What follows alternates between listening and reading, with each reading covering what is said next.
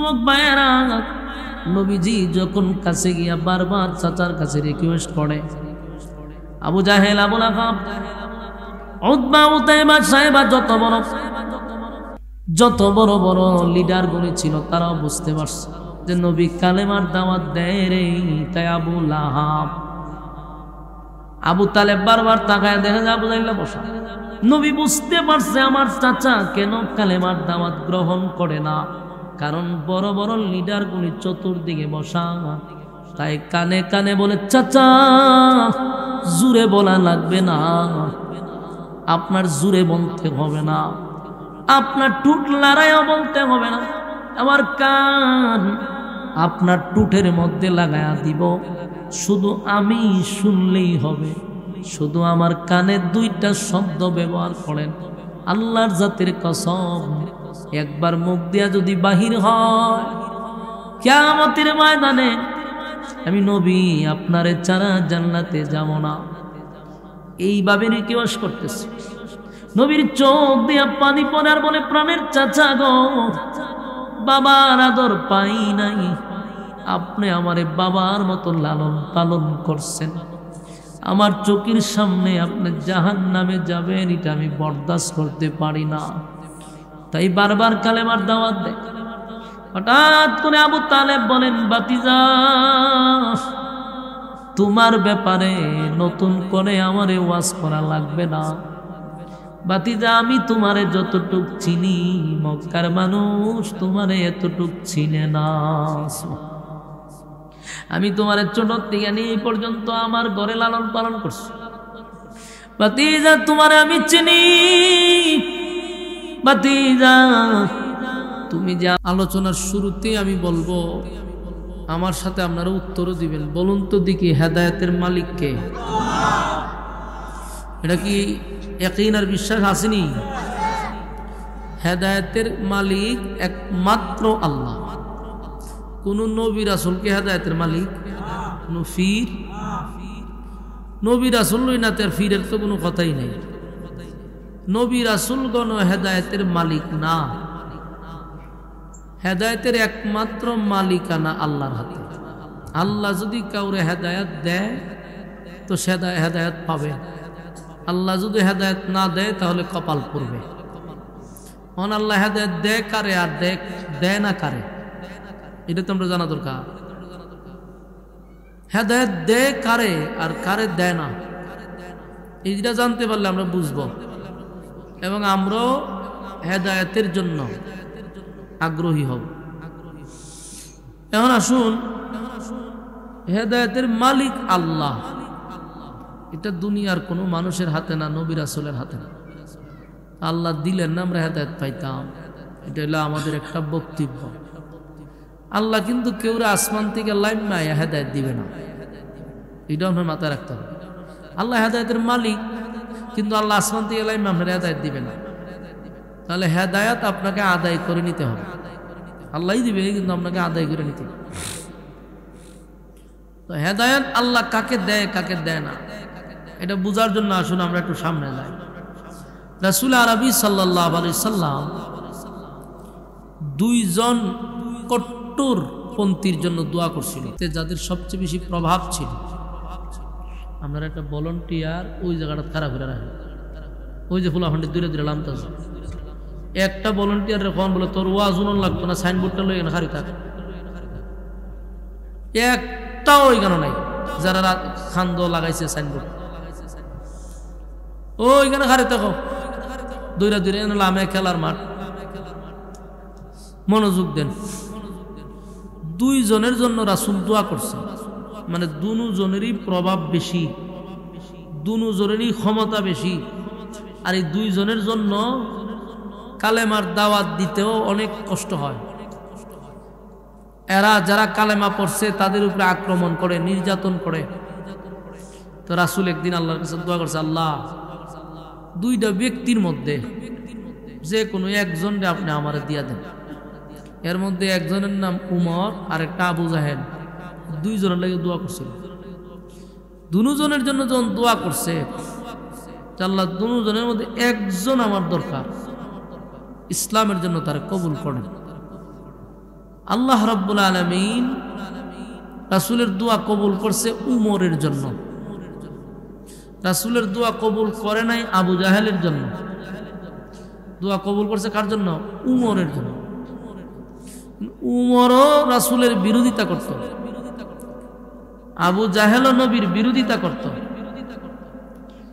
দুজন বিরোধিতার ক্ষেত্রে কঠোর, কিন্তু হেদায়েত পাইল উমর, হেদায়েত পাইল না আবু জাহেল। এখন প্রশ্ন, রাসূল কি উমরের জন্য দোয়া একটু বেশি করছিল, আর উমরের জন্য এই আবু জাহেলের জন্য কি দোয়া একটু কম করছিল? দোয়া সমান, কিন্তু কবুল হইল উমরের ক্ষেত্রে কেন, আবু জাহেলের জন্য দোয়া কবুল হইল না কেন? অথচ এই আবু জাহেল নবীর কাছ থেকে যতগুলা মুআজিজা দেখছে, এতগুলা মুআজিজা আর কোনো কাফের দেখে নাই। এর পরেও কালেমা নসিব হইল না।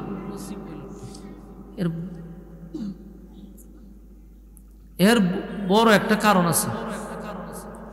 এই কারণটা যখন আমরা বুঝতে পারবো, এই মিয়া আপনি আইছেন আরো 4-5টা লই আইছেন, হ্যাঁ ইডি লই আইছেন কার সাথে? হায় হায় হায়, পুরা গাড়া দিয়ে একেবারে পুরা ভ্যান্ডেল বুড়া লইছে, ওয়াজ শোনার নামে ডিস্টার্ব। আপনারা যারা আছেন পাশে সুলুডি কথা বলে মুখ নাকটা সাইরে মুখ ধরে রাখবেন, তাহলে মরে যাবো আবার। তাহলে নাকটা সাইরে মুখ চাপা ধরতে রাখবেন, লোয়ার বার লেগে দিবেন, দেখেন আবার না হনি ধরেন, তাহলে মাইলা লাগবেন। খেড়া কইছে পঞ্চানিতে মাহফিল হইতো, সেটা একটা দৌড়াদৌড়ি করে, হ্যাঁ বয়া যাও বয়া যাও। আর ভলান্টিয়ারদের ভাড়াইবার কথা কইছিলাম, ভলান্টিয়ার দিয়ে আরো বিরক্তি করে, নীতি কথা কয়।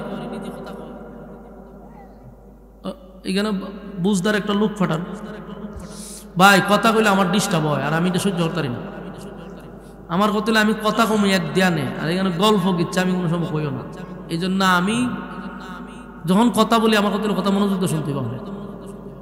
আর আশপাশ দিয়ে কথা বললে সবচেয়ে বিরক্ত হয়। আর আপনার মাদ্রাসার ফুলাভানগুলো সবচেয়ে ডিস্টার্ব করতেছে, ওই দেখেন দলে দলে যোগদান দিয়া কথা বলতেছে। এদেরকে নিয়ন্ত্রণ করেন আল্লাহর হস্তে। আর একটা দিয়ানে আলোচনাটা শুনেন, ভালো লাগবে। আমার নিজের ভাই মাথা প্রচন্ড ব্যথা করতেছে, আমি না ফাইরা কথা হইতেছি, বিশ্বাস করেন এতটা কষ্ট হইতেছে, ঢুক গিলতে পারতেছি না, ব্যথা করতেছে, না ফাইরা কথা হইতেছে। আপনারা একটু মনোযোগ দেন। দেখেন আবু জাহেল অনেক মুআজিজা দেখছে, আর এত ডিস্টার্ব করছে আল্লাহর রাসূল। এই আবু জাহিল্লা কষ্ট দিছে বেশি, এ রাসূলের নিয়ে হ্যাঁ তামাশা করছে বেশি, রাসূলের কলিজায় আঘাত দিছে বেশি।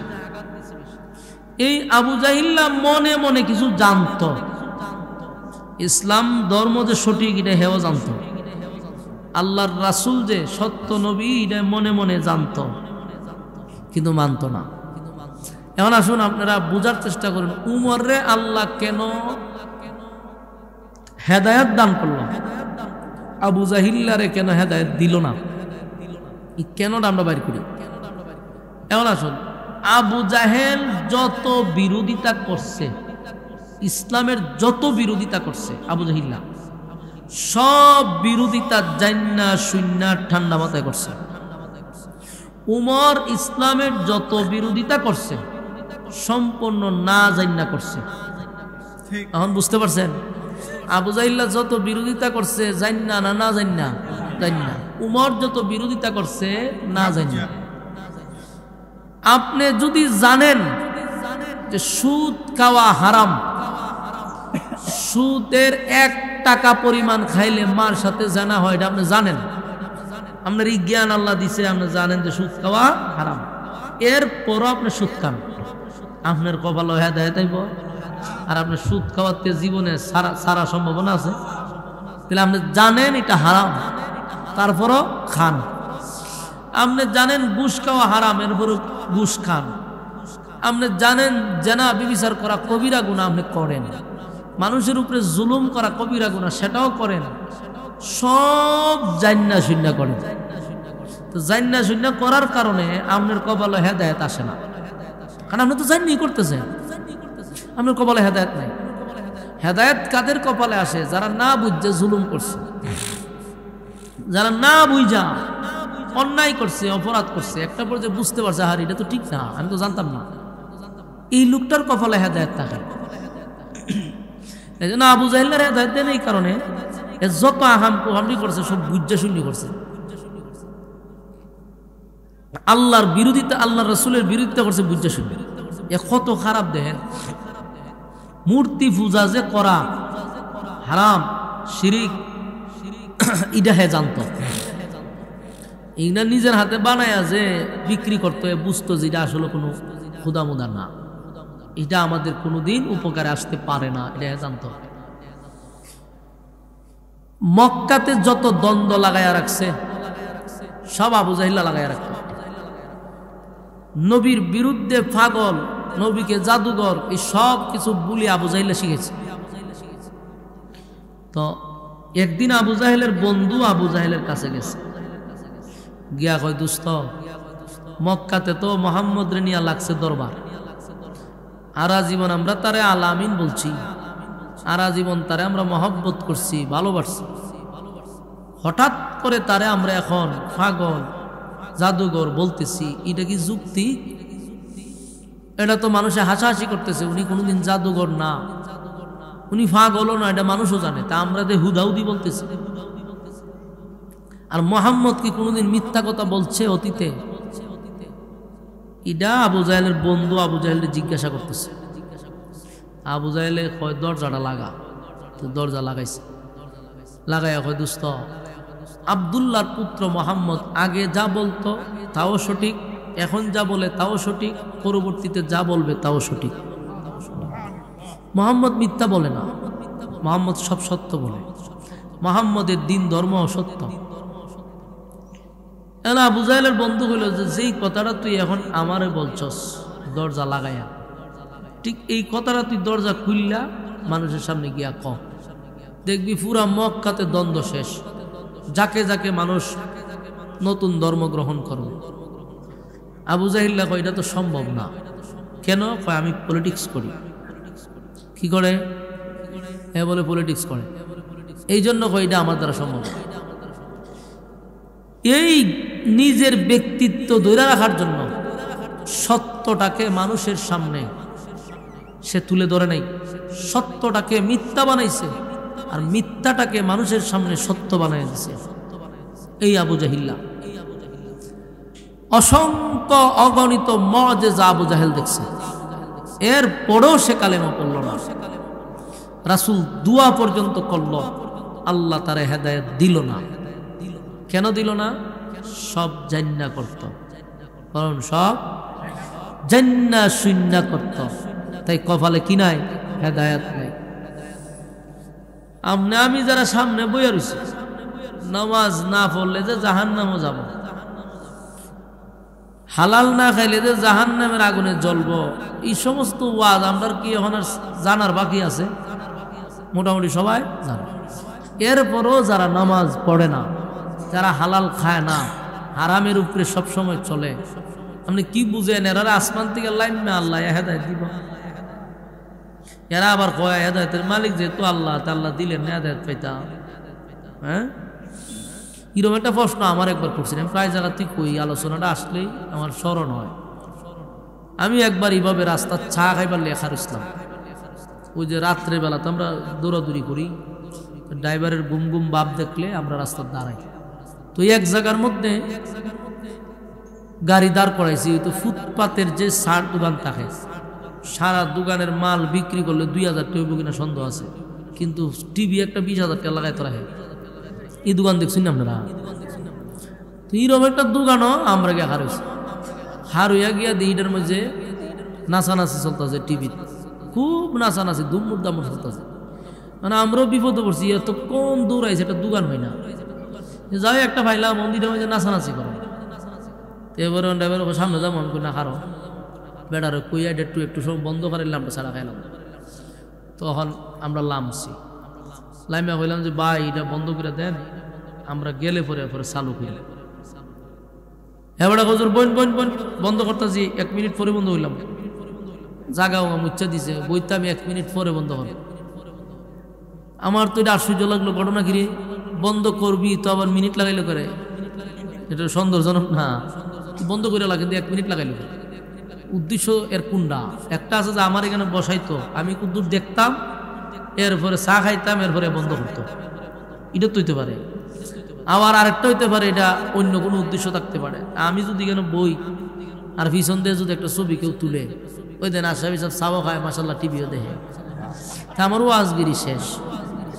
আমি তার গাড়ি তেলামি না, 1 মিনিট পরে বন্ধ করবো। তা আমি উঠতে গেলাম, ভাই বন্ধ করবেন তো করবেন, 1 মিনিট পরে কেড়ে আপনারা আল্লাহ কোনদিন হেদায়েত দিব আল্লাহ জানে। এটা মুখ দিয়ে বাড়িছে, এই কথা বলতো, এর রিমোট দিয়ে এটা বন্ধ করেছে।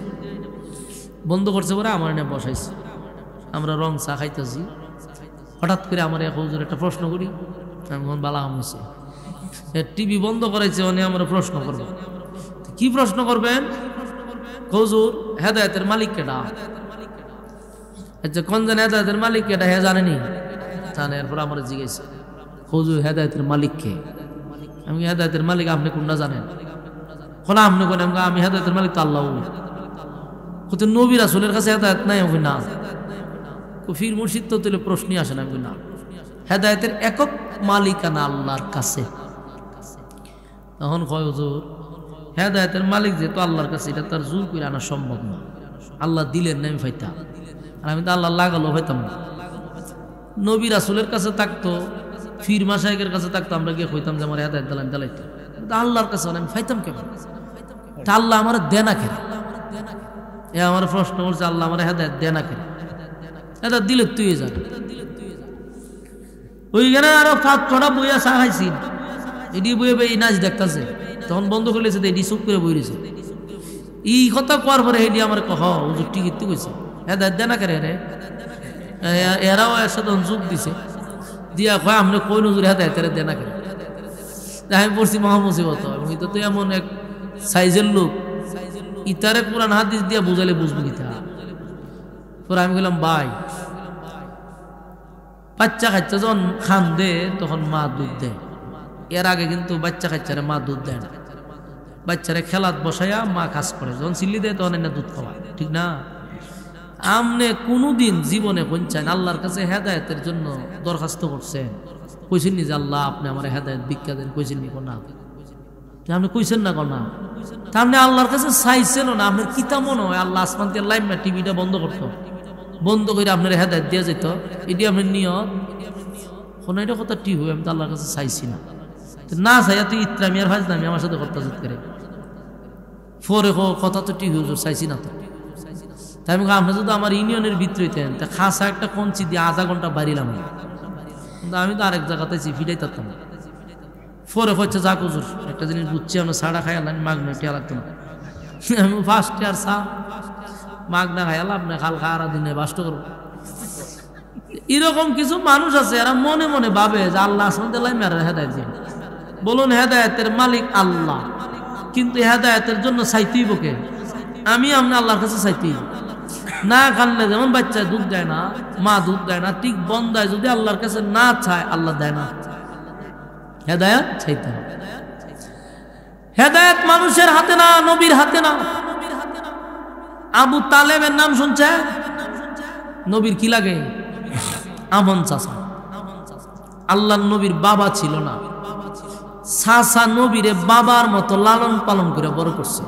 1-2 বছর না, প্রায় 40 বছর নবীরে লালন পালন করছে আবু তালেবে। লালন পালন যে করছে, নিজে না খাইয়া নবীরে খাওয়াইছে, বুকের সাথে জড়াইয়া দিরা ঘুমাইছে। নবীর সঙ্গে 3 বছর 3.5 বছর জেলখানা পর্যন্ত ছিল, এতটা মহব্বত করত। এই চাচা নবীর জন্য কি করে নাই। কিন্তু যেদিন আবু তালেব মরণাপন্ন, অসুস্থ হইয়া বিছনাত পড়ে গেছে, আল্লাহর রাসূল প্রতিদিন উনাকে কালেমার দাওয়াত দিত, কিন্তু উনি কালেমার গ্রহণ করে নাই। চিন্তা করলো যাই হোক সমাজের একজন সর্দার মাতব্বর মানুষের একটা সমস্যা আছে, এই জন্য আমি ওনাকে এখন দাওয়াত দিই, এখনো যদি কালেমাটা পরে আল্লাহ মাফ করে দিব। তো চাচার দ্বারে গেছে, চাচা মরণাপন্ন গিয়া দেহে আবু জাহিলের থেকে দইরা মক্কার যত বড় বড় শতান্ডি আছে সবটি আবু তালেবের এমনি গুইরা বইরেছে, আর উনি মাঝখানে শুয়ে রয়েছে মরণাপন্ন। আল্লাহ রাসূল বুঝতে পারি সব শয়তান দিয়ে বোয়া। রাসূল এরপরে ওনার কাছে গেছে, গিয়া হলো চাচা সারাটা জীবন আপনি আমার জন্য করছেন, কোনো প্রতিদান আমি আপনারে দিতে পারলাম না। ছোটোর থেকে নিয়ে আপনি আমার লালন পালন করছেন, বাবার আদর আপনার কাছ থেকে পাইছি। চাচা একবার বলেন কি তাও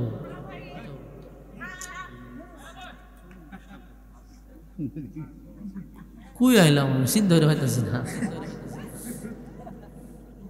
আমিও স্থান বুঝি না কাল বুঝি না, যে সানুকে একটা ডুব মেরে দিই যে কোন চান এরা যে বললাম ভলান্টার দিয়া জায়গায় জায়গায় লুক ফিটিং রাখতো। এটা যদি আজকে চিল্লি মারি এটারে বুতে ধরে এটারে জিনে ধরে বলতা দিকে না হয়েছিল কি একটা তাল বাহানা শুরু হইল, ওই ওয়াজ করতাম। তো আবু তালেব উনি বিছনায় শরণাপন্ন, এই চতুর্দিক দিয়া বসা হইল গিয়া মক্কার সবচেয়ে বড় বড় শয়তানগুলো। রাসূলকে দেখে এরা বুঝতে পারছে যে এখন নির্ঘাত। ইডি বন্ধ করেন, মোবাইলটি বন্ধ করেন।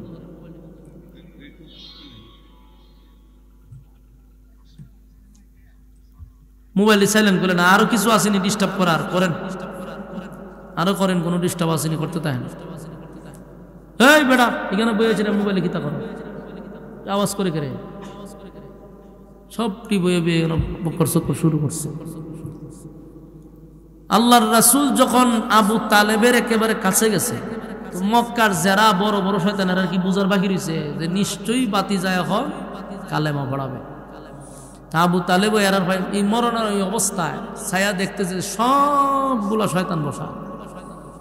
আল্লাহ রাসূল খুব কাছে গেছে, গিয়ে বলতেছে যে চাচা অনেক করছেন আমার জন্য, কোনো কিছুই তো আপনার লাই করতে পারলাম না, এখন শুধু একবার বলেন লা ইলাহা ইল্লাল্লাহু মুহাম্মাদুর রাসূলুল্লাহ সাল্লাল্লাহু আলাইহি ওয়াসাল্লাম। আল্লাহর হাবিব চাচার কাছে গিয়া বিনয়, একেবারে বিনয় হইয়া চাচার পাশে বসছে। নবীর চোখ দিয়াও টপ টপ করে পানি পড়তেছে, কারণ বাবার আদর পায় নাই। বাবা তো দুনিয়াতে আইসা নবী দেখেই নাই, রাসূল দুনিয়াতে আসার 6 মাস আগেই তো বাবা দুনিয়া থেকে বিদায় হয়ে গেছে। তাই আল্লাহর হাবিব বাবার চেহারাটুকু কোনোদিন দেখে নাই। আল্লাহর নবী তার চাচারে বাবার মতো চাচারা দেখছে। চাচাও নিজের ভাতিজাকে সন্তানের মতো লালন পালন করছে, নিজের সাথে জড়ায়া দুইরা ঘুমাইছে, নিজে না খাইয়া ভাতিজারে খাবার খাওয়াইল। ভাতিজার বিরুদ্ধে কেউ কথা বললে সাউন্ডটা বালা আছে না, বুতাইলেন কেন? হ্যাঁ, একদিন সব মাইক ম্যান একখানা হইলে আগুন লাগাই ফিরালে তুই। শয়তানের বাচ্চা বলতে খালকা এক কাহিনী করছে বাউন্ডের। শয়তানের বাচ্চা বলতে দরুম তো আমি মাহফিলের পরে কয়েকটারে মামলা সামলা না দেওয়া পর্যন্ত ঠিক হইত না। মাহফিলের আওয়াজ সুন্দর চলতেছে, উদু দিতে পারে একটা মশা মেরে দিব দিয়ে এই পাবলিকের কাছে আমার একটা বিতর্কিত কথা, সাউন্ডটা সুন্দর, উদু দিব একটা মোরসাদে একটা লারা দেয়, মানে আমি কথা কইতাম। এরপরে শয়তানের বাচ্চাগুলি রাস্তার মধ্যে হারে হুজুর মাইক লিয়ে কথা বলেন করে, তোরে তো ফিডাই সিনারির তো বেশি, পাবলিক দিয়ে ফিডানির দরকারই নেই। আরেকবার আমি বাউন্ডেরা ওই কয়েকটা আছে এনায়েত মাইক আর রয়্যাল মাইক, এই মাহফুজ রয়্যাল আর হলে এনায়েত মাইক, এডি আলেম বিদ্বেষী মাইক। হ্যাঁ, এরা নাস্তিক মন মানসিকতা এদের, বুঝছেন? তো এটির সাইজ হইব ইনশাআল্লাহ, সময়ের অপেক্ষা করো। কত বড় সাহস, সময়ে তাদের সাথে সদ্ব্যবহার হবে ইনশাআল্লাহ। ব্রাহ্মণবাড়িয়া এটা আলেম ওলামার জমিন, হ্যাঁ আলেম ওলামার জমিন। এই আলেমদের জমিনে এরার কত বড় সাহস যে একজন এই আলেমদের সাথে তারা রাস্তাঘাটে এই ধরনের আচার ব্যবহার করবে, এটা কি মেনে নেওয়া যায়? আওয়াজটা সুন্দর চলতেছে, এগুলো তারা পরিকল্পিত। গতকালকে যে ঘটনাটা ঘটছে এটা হলো পরিকল্পিত। আওয়াজ সুন্দর চলতেছে, হুদুদিরা বাড়াইতেছে যাতে আমি বিরক্ত হই, এরপরে এরা রাস্তার জায়গায় মাইক নিয়ে গেলে কথা কন। তোরার তো ফিডানির দরকার, পাবলিক দিয়া তোরারে ফিডানির দরকার। মাহফিল শয়তানের বাচ্চা, একটা মাহফিল করতে গেলে কমিটি রাত দিন অক্লান্ত পরিশ্রম করে, এরা জিন্দিগি শেষ হয়ে যাবে একটা মাহফিল করতে গিয়ে। আর তোরা একটা মাইক লুই আস আইসারা পুরো মাহফিলটার ধ্বংস করে দেশ।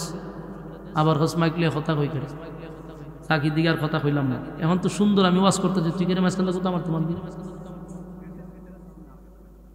তো তুমি কমাইতে বাড়াইতে গেলে তোমার তো আমি বলি নাই। এই শয়তানটাতে করে বুঝছেন নি, এখন না বললো ওদের একটা মূর্ছা দিব, মানে এর ভাল লাগে না। মানে কত আমি কথা কইতাম, আমি কথা কইলে তোমরা উন্নতি হতো না, তো বিপদ বিপদ। হ্যাঁ আর কথা কই না, আর দূর না, আর দূর না, সাবধান করে দিলাম। নাম ফিরাল ইসলাম মোটামুটি আমি চুপচাপ বয়ান করে যাইতাম না। হুজুর আপনি কিছু কইতেই হতো না, আমরা খাদ্যনি কমে না, এটা আর খাসলত। এখন আসুন যে বিষয়টা আমি আপনাদেরকে বুঝাইতে, আজকের আলোচ্য বিষয় হলো হেদায়ত। বলুন আলোচ্য বিষয় কি? হেদায়ত। তো হেদায়ত যে আল্লাহর হাতে, এটা যে মানুষের হাতে না, এই বিষয়টা আমাদের একটু বোঝা দরকার। হেদায়তের একমাত্র মালিকানা আল্লাহর হাতে, এটা না নবীর হাতে, না পীরের হাতে, কারো কাছে না। তো দিবে কিভাবে বোঝা দরকার আছে। ওই যে রাসূল সাসার খানে খানে গিয়ে হইতেছে যে আপনি একবার শুধু কালেমাটা পড়েন, একবার পড়েন লা ইলাহা ইল্লাল্লাহু মুহাম্মাদুর রাসূলুল্লাহ, একবার কালেমা পড়েন। আমি আপনাকে ওয়াদা দিলাম, প্রাণের চাচা ওয়াদা দিলাম, আমি কিয়ামতের ময়দানে আল্লাহর সামনে দাঁড়াই আপনার জন্য সুপারিশ করব, আপনাকে ছাড়া আমি নবী জান্নাতের ভিতরে ঢুকবো না। চিন্তা করে কত বড় কফাল আছিল আবু তালেবের। নবী নিজেই কয় আমি আল্লাহর কাছে দরখাস্ত করব, আপনি চাচাকে ছাড়া আমি জান্নাতে যাব না, যাব না আপনাকে ছাড়া জান্নাতে। চাচা গো একবার শুধু বলেন লা ইলাহা ইল্লাল্লাহু মুহাম্মাদুর রাসূলুল্লাহ সাল্লাল্লাহু আলাইহি ওয়াসাল্লাম। আমার যুবক ভাইয়েরা, নবীজি যখন কাছে গিয়া বারবার চাচার কাছে রিকোয়েস্ট করে, আবু জাহেল, আবু লাহাব, উতবা, উতাইবা, সাইবা,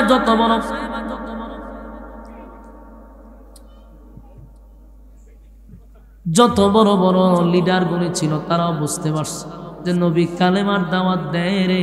তাই আবু লাহাব, আবু তালেব বারবার তাকায় দেখে যে আবু জাহেল বসা। নবী বুঝতে পারছে আমার চাচা কেন কালেমার দাওয়াত গ্রহণ করে না, কারণ বড় বড় লিডার গুলি চতুর্দিকে বসা।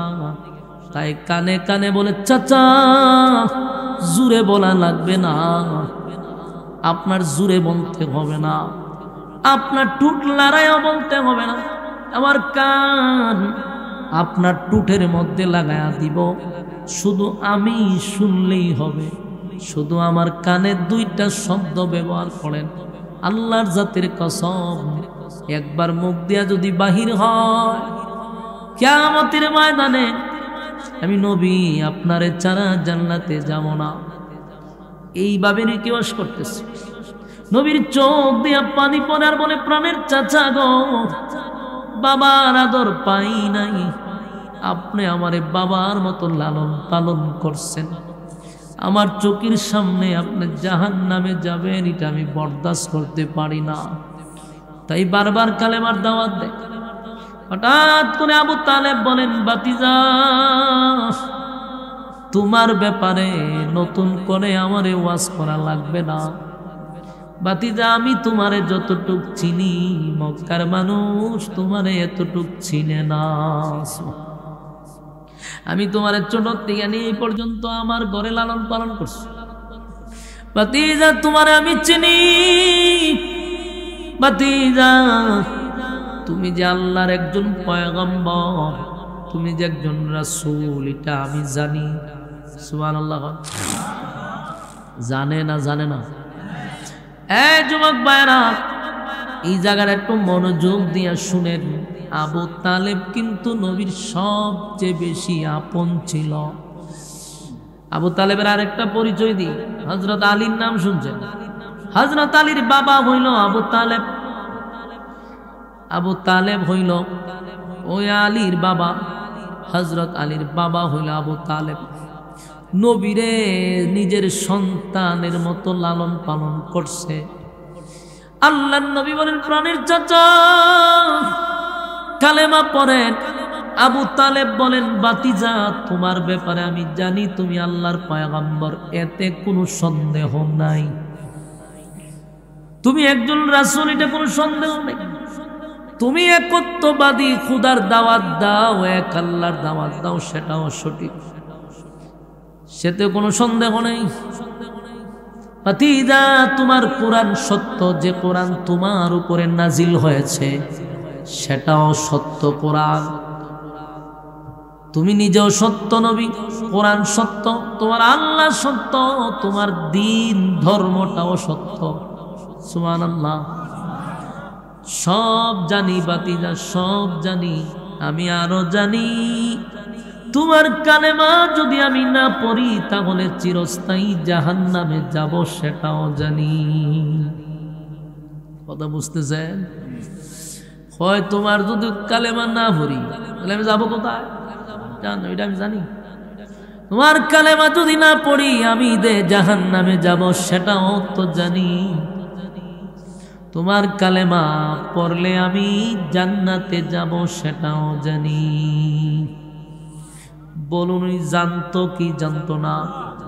উনি বলেন কালেমা পড়লে জান্নাতি, কালেমা না পড়লে আমি যাব জাহান্নামে, সেটাও তো জানি।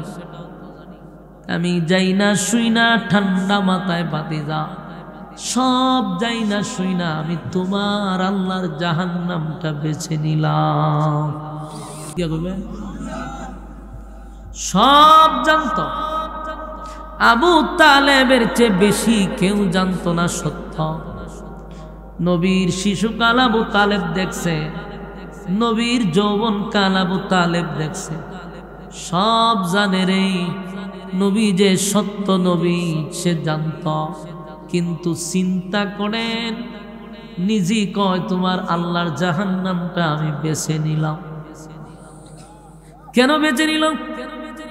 আমি যদি এই মুহূর্তে তোমার কালেমাটা পড়ি আর আমি যদি ঈমান আনি একত্ববাদী খুদার উপরে, তাহলে মক্কার মানুষ সারাটা জীবন বলবে আব্দুল্লাহর পুত্র মুহাম্মদ। আর আবু তালেব তার বাতিজার কালেমা পইরা ঈমান আনছে, বাপ দাদার ধর্মের মধ্যে সুনকালি মারছে, বাপ দাদার ধর্মের মধ্যে সুনকালি মারছে। এই মানুষ যে আমার এইগুলা বলবে এটা আমি সহ্য করতে পারবো না, আমার বিরুদ্ধে মানুষে মরার পরে সমালোচনা করবে, এটা আমি বরদাস্ত করতে পারবো না। তাই বাতিজা আমি নিজের থেকেই জাহান্নামটা বেছে নিলাম। যেই মাত্রই কথা বলছি আল্লাহর নবীর চোখ দিয়া মুক্তার দানার মতো পানি পড়া শুরু হয়েছে। নবীজি এমন কান্না শুরু করছে, কান্না আর বলে, প্রাণের চাচা গো, বাবা না, বাবার আদর কোনোদিন পাই নাই, মাও নাই, মার আদরও পাই নাই। আপনি আমার নিজের সন্তানের মতো লালন পালন করলেন, নিজে না খাইয়া আমারে খাওয়াইলেন। ব্যবসায় গেলে আমি নবীর চেহারাটা দেখা ব্যবসায় গেছে, ব্যবসার থেকে আসার সময় আমি নবীর চেহারাটা আপনি আগে দেখছেন। আমার জন্য আপনি জিয়াল কাটলেন। নবীর একবার বেঈমানরা গৃহবন্দী করে রাখছিল, 3.5 বছর গৃহবন্দী ছিল নবী। এই অবস্থায় আবু তালেব নবীর সঙ্গে গৃহবন্দী ছিল। আবু তালেব নবীর বিরুদ্ধে কেউ কিছু বললে আবু তালেব তরবারিটা লইয়া সবার আগে গিয়া দাঁড়ায় যাইত। বলুন, নবীর মহব্বত কম না বেশি? সারা বাংলাদেশের সব আশিকে রাসূল এক পাল্লা বাই যদি তুলেন, আবু তালেবের এক দিনের ভালোবাসার সমান হবে না। কারণ এখন আমরা যে নবীরে ভালোবাসি না, দিন শেষে হয় জিলাপি না হয় বিরিয়ানি। যে কোনো একটা লোভে নবীর পক্ষে একটু মিছিল মিটিং হয়। নবীরে ভালোবাসি স্লোগান দেশ ভালো কথাতে বিরিয়ানি খাস করে, নবীর নাম বেচ্চা জিলাপি খাস, নবীর নাম বেচ্চা বিরিয়ানি খাস। বিরিয়ানি আর জিলাপি ছাড়া দেখবেন একটাও গিয়া নবীর পক্ষে মিছিল যায় না। নবীরে যদি কেউ গালি দেয়, এগুলা প্রতিবাদের জন্য রাজপথে লাভে না, লামে শুধু একদিনেই বছরে একবার ওইটার মধ্যে বড় হইরা খিচুড়ি অথবা বিরিয়ানি হয়। এটার নাম আশিকে রাসূল নাই। বন্ডামি আস্তে আস্তে এখন জমিন থেকে উঠে যাচ্ছে, মানুষ চিনতে পারতেছে, মানুষের নলেজে ঢুকতেছে যে এগুলা আসলে সাইনবোর্ড লাগাওয়া। সত্যিকারের আশিকে রাসূল তারা নয়। শুনেন, আশিকে রাসূল না, আবু তালেবের একদিনের ভালোবাসার সমান তাম পৃথিবীর আশিকে রাসূলদের হবে না। প্রশ্ন হইল, আবু তালেবের চেয়ে ভালোবাসা কি কারো বেশি ছিল? আবু তালেব নবীরে যেই ভালোবাসছে, তাম পৃথিবী মিল্লাও এই ভালোবাসা একদিনের সমান হবে না। প্রশ্ন হলো, এত ভালোবাসার পরে রে কেন জাহান্নামের ভিতরে গেল? এত ভালোবাসার পরেও জাহান্নামে কেন গেল? জান্নাতের ভিতরে ঢুকতে পারল না। আবু তালেব কিন্তু জান্নাতি না, আবু তালেব কিন্তু জাহান্নামী। কারণ কালেমা পড়ে নাই। আমার নবী চাচার পাশে বসে চোখের পানিগুলা মুক্তার দানার মতো ছেড়ে দিয়া কান্দে, আর কয়, প্রাণের চাচা, আমার চোখের সামনে আপনি এই মুহূর্তে বিদায় হবেন বেঈমান হইয়া। না, আমি নবী বরদাস্ত করতে পারি না। নবী এমন কান্না শুরু করছে, বারবার নবী বলেন, মালিক, আমার চাচা আমার চোখের সামনে বেঈমান হয়ে যাবে, আমি কেমনে গো বরদাস্ত করি? নবীর এই কান্না দেখে আল্লাহ তখন এই আয়াতটা নাজিল করছে, ইন্নাকা লা তাহদি মান আহবাবতা ওয়ালাকিন্নাল্লাহা ইয়াহদি মান ইয়াশা। আল্লাহ বলেন, বন্ধু, আপনার মহব্বতের চাচা হতে পারে, আপনার মহব্বতের চাচা হতে পারে, আপনার কলিজার টুকরা চাচা হইতে পারে। তাই বলে আপনি চাইলেই উনাকে হেদায়েত দিতে পারবেন না। আপনার কলিজার টুকরা চাচা হইতে পারে, কিন্তু হেদায়েতের দায়িত্ব আমি নবী আপনারে দেই নাই। আশিক রাসূল কথা কি বুঝতেছে? কিছু শিখতেছেননি? নবীরা যদি হেদায়েতের মালিক না হয়, হেদায়েত না দিতে পারে, বাংলাদেশের পীর ফকিরের গণার টাইম আছে। ওই কথা কই না, পীরের ক্ষমতা আসেনি? পীরের একটা ক্ষমতা আছে, মুরিদানের ঘর থেকে কিভাবে গরুটা বাইর করে নেওয়া যায়, ছাগলটা কেমনে ঘর থেকে বাইর করা যায়, মহিলাদের জমানো ডিম গুলা আস্তে আস্তে সব বাইর করে যায়। এগুলো বন্ধ করতে হবে, এই ভণ্ডামি বন্ধ করতে হবে। আমার কথা বলো, আপনার বেশি আছে দেন, অসুবিধা নেই, কিন্তু প্রশ্ন হইল, বছরে কয়বার মা বাবারে গোস্ত খাওয়ান, এটা আমার জানা দরকার। মা বাবারে বছরে এক হপ্ত গোস্ত খাওয়ায় না, ফিরের দরবার আস্থা গুরুলিয়া দৌড় মারে। আমার প্রশ্ন হলো, পৃথিবীতে মা বাবার চেয়ে বড় পীর আর কেউ হতে পারে না।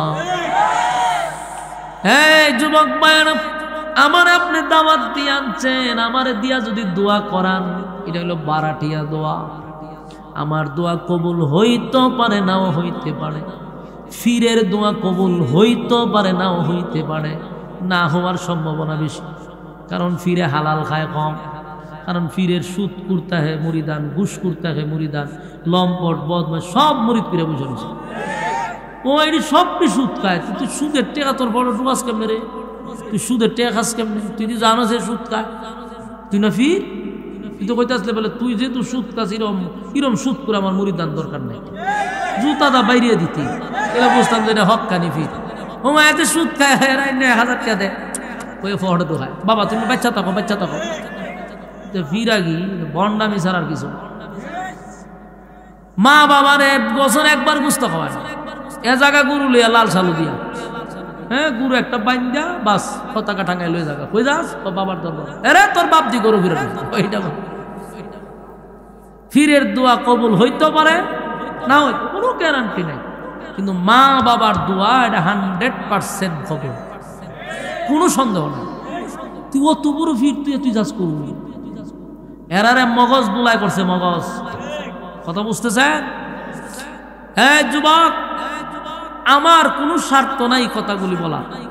বলছেন আমি কি ফিরনি, তাহলে আমার কোন স্বার্থ আছে? আপনাদেরকে বাঁচানোর জন্য বলতেছি, আপনাদেরকে বাঁচানোর জন্য বলতেছি। আমি আশরাফির বিন্দু পরিমাণ কোনো স্বার্থ নেই। আমি উম্মতের দরদি হয়ে বলছি, বড় ফির আছে মার বাবা, এরার খেদমত করো, দুনিয়া আখেরাতে তুমি সম্মানী হইবা। এরার কাছে গিয়ে হো যে আমরা দোয়া করো যে আমার আল্লাহ ধন সম্পদ বাড়াই দিত। আল্লাহর কসম, সারা পৃথিবীর ফির দাউস কুতুব এক কানে করলেও আপনার মা বাপের দোয়ার সমান হবে না।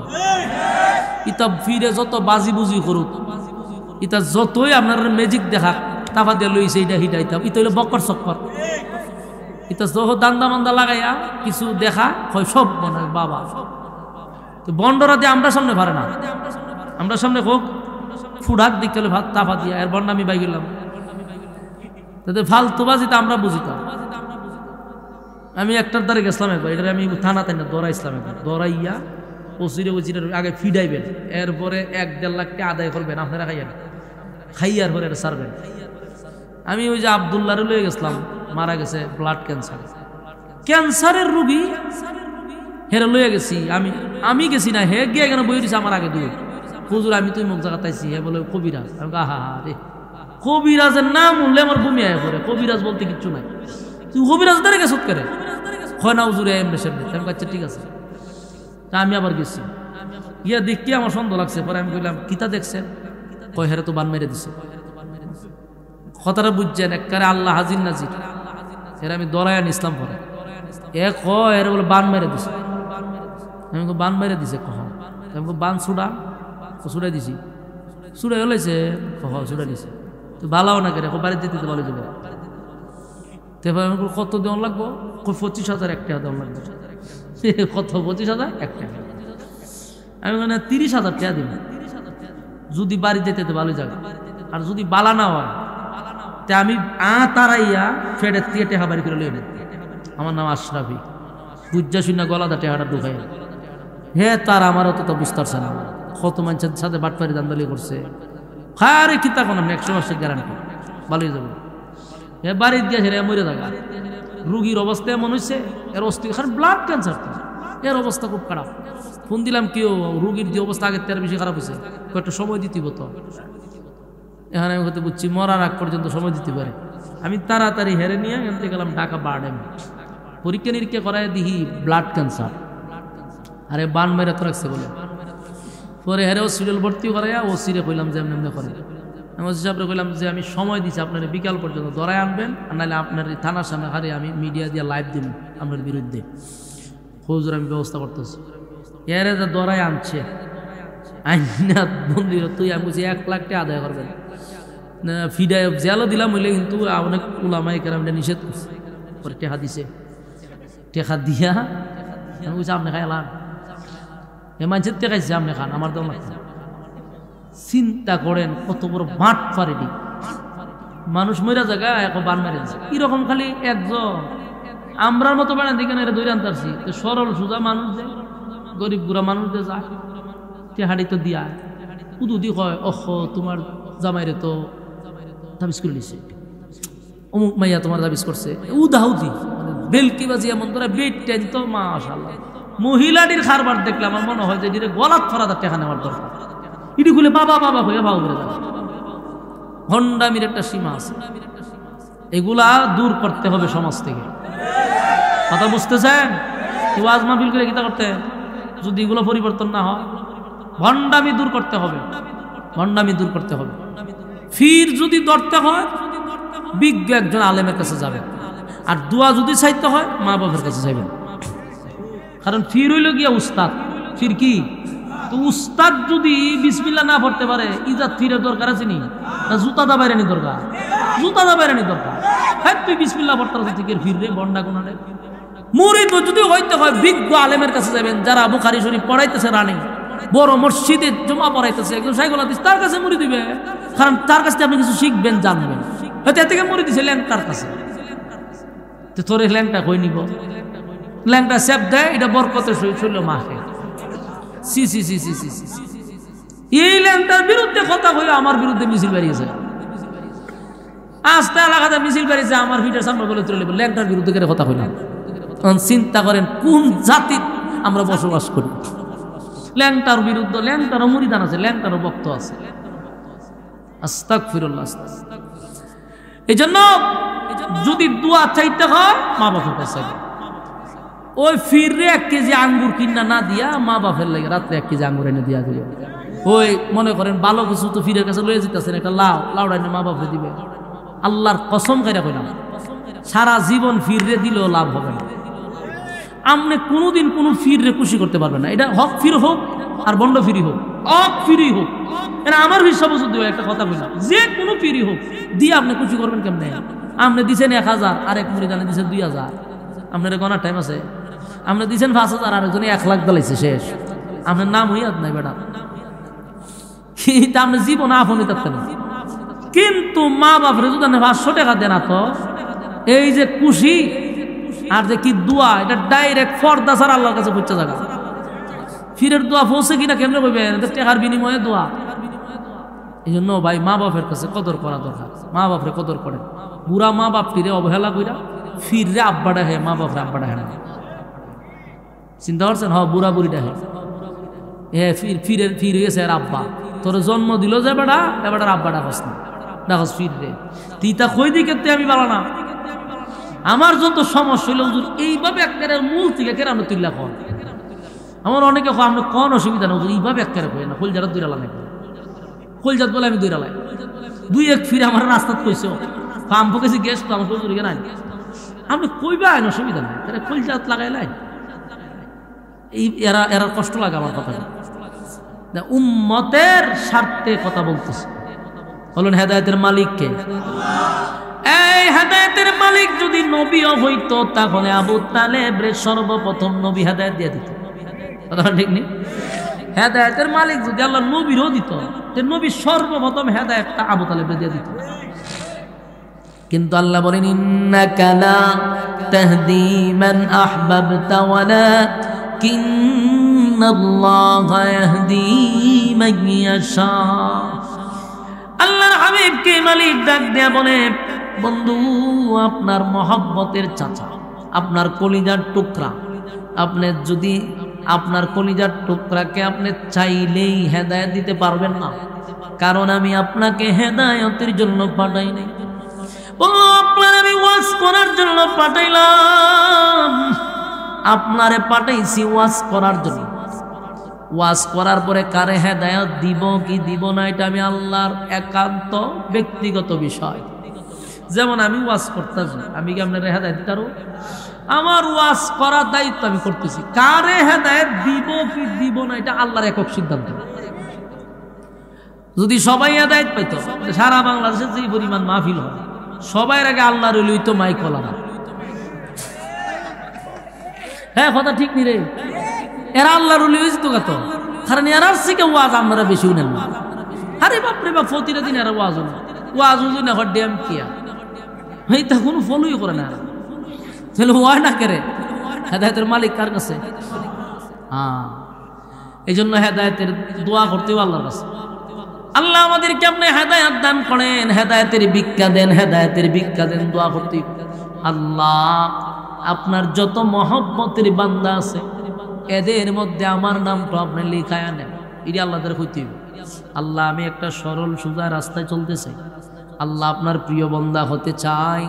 আল্লাহ ফিতনার থেকে আমারে হেফাজত করেন, আল্লাহ শয়তানের ওয়াসওয়াসার থেকে আমারে হেফাজত করেন, আল্লাহ মানুষের দুশমনির থেকে হেফাজত করেন।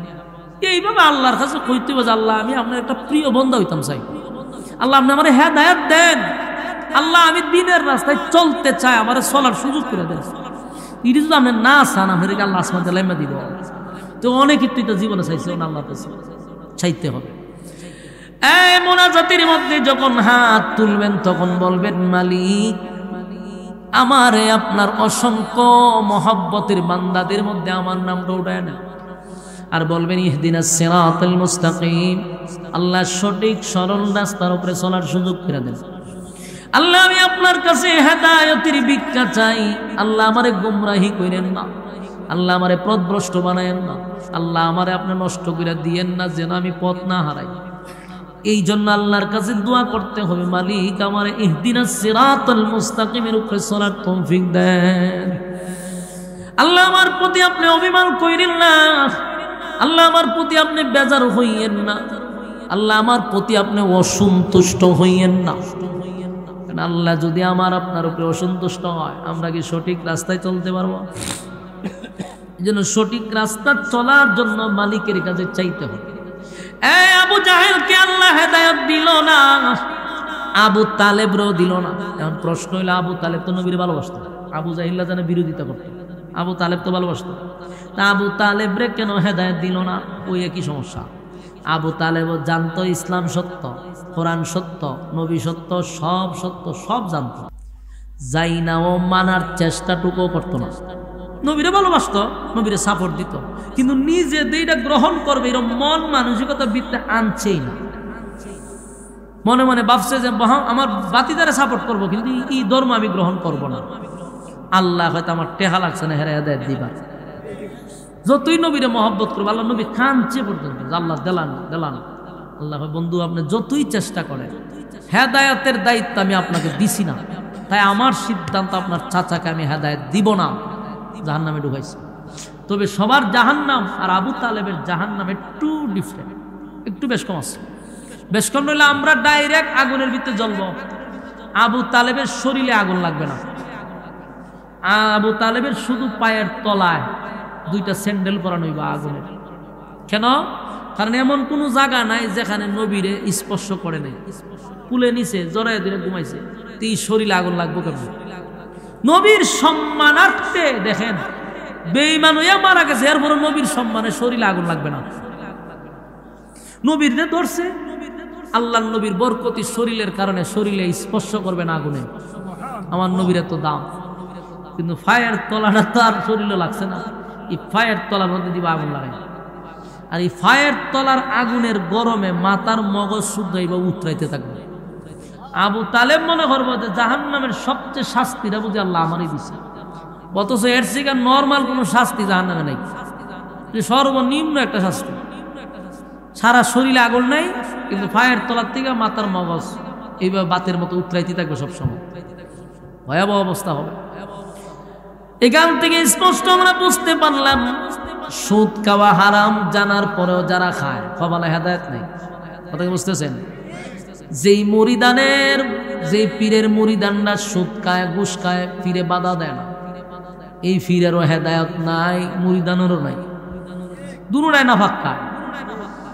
আল্লাহ আমি একটা কসম করে হইতাম, আমি এরকম পীর আমার ডাইনে বামে বহুত আছে, এটির প্রত্যেকটা মুরিদান সুদখোর এবং পিএইচডি করা সুদখোর, হেরার কাছে মুরিদ।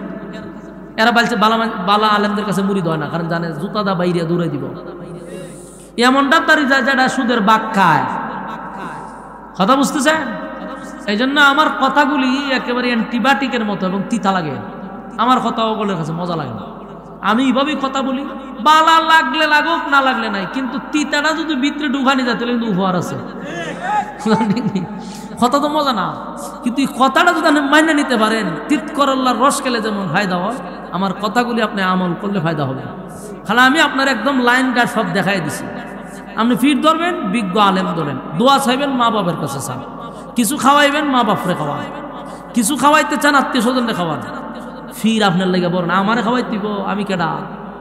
আমি 12টা মৌলবী, দোয়া করলে কবুল হইতে পারে না হইতে পারে। আমার এনে মাছের মাথা খাওয়াইতেছেন, বুঝতে খাওয়াইতেছেন, কে রে? মা বাপরে খাওয়া সব বেশি। এই কথা জীবনে কোনো ফিরে কইতো না। মইরা গেল আর ওয়াজি মুখ দাঁড়াতেন না, আমি কমো, কারণ আমি তো ফির না। আমার কতলা আপনি খাওয়াইলে সবচেয়ে ভালো খাবারটা মা বাপরে খাওয়াই দেন, আল্লাহর কসম, ফর্দা নাই, ডাইরেক্ট কবুল। আর হেতেরা খাওয়াইতেছেন মাছের মাথা, আপনি খাওয়াইছেন মাছের মাথা, আরেকবার খাওয়াইছে খাসির মাথা। খাওয়ানোর উপরে রাখেন, এর লেগে বের হয় না, হঠাৎ চিন্তা করে লোরে ওরে বাবা বাবা কি পরিমাণ যে হইছে হঠাৎ।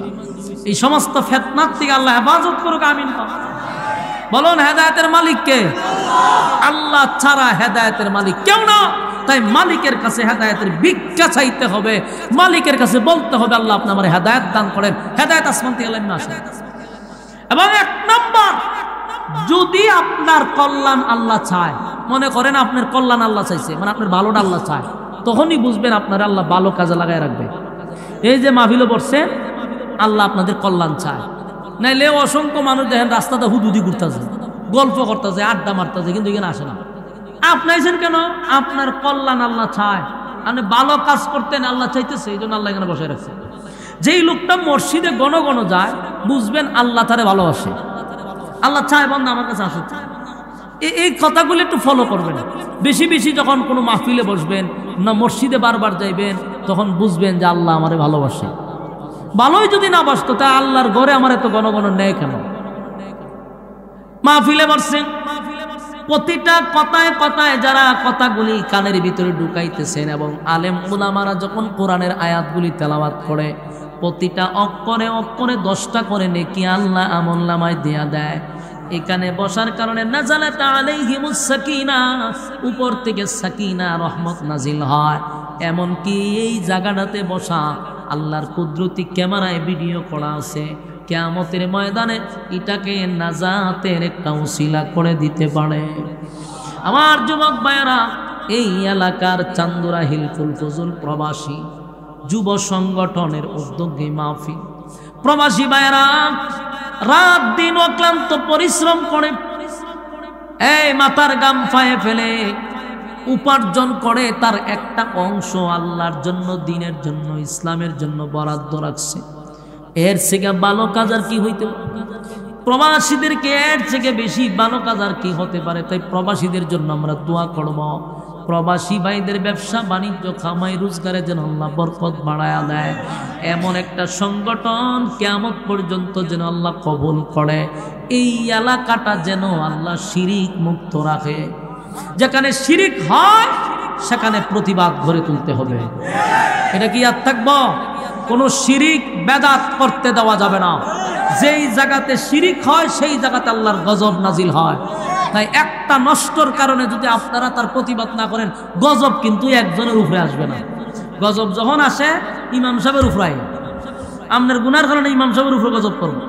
তাই এই অপকর্ম দেখলে উচিত হলো সবার প্রতিবাদ করা, কারণ গজব কিন্তু একজনের উপরে আসবে না, গজব আসবে সবার উপরে। তাই উচিত যেখানেই শিরিক হবে, যেখানেই বেদাত হবে, সেখানেই প্রতিবাদ গড়ে তুলতে হবে। ইনশাআল্লাহ রাজি আছেন তো? ইনশাআল্লাহ কারা কারা রাজি আছেন আব্দুল্লাহ দেখায়া দেন। লিল্লাহে তাকবীর, লিল্লাহে তাকবীর। আল্লাহ আমাদেরকে বুঝার, মানার, আমল করার তৌফিক দান করুন।